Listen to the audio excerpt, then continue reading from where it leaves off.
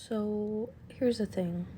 Because harmony and balance and yin and yang exists, sometimes you just have to let people do what they're gonna do.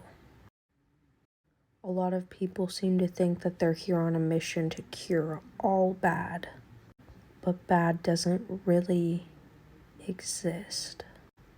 It's just perception. Obviously, there are exceptions where I can see why we would automatically think like this is really bad. Okay, and yeah, trust me, I do think those things. Like genocide and words that I don't even want to say.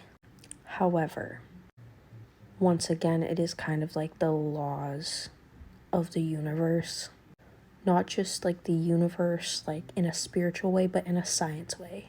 When you look at atoms, even, there's positive and negative charges.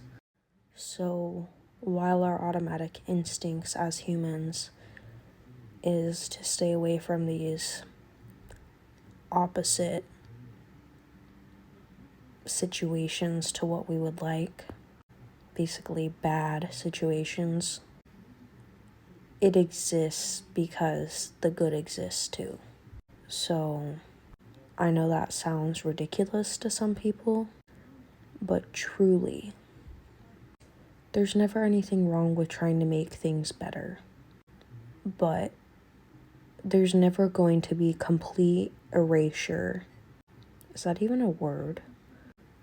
There's never going to be a complete end to all of the things that we consider to be negative. The purpose of our life isn't necessarily to cure everything. Especially with a lot of light workers, they seem to think they're on some mission to cure all. We're just on a mission to harmonize our own energy, which in turn is naturally gonna just help harmonize everything else. And the magical thing about harmony is that it inevitably will happen. It's definitely complicated, but I'm just gonna be straight up. Being a human, it's not all sunshine and roses.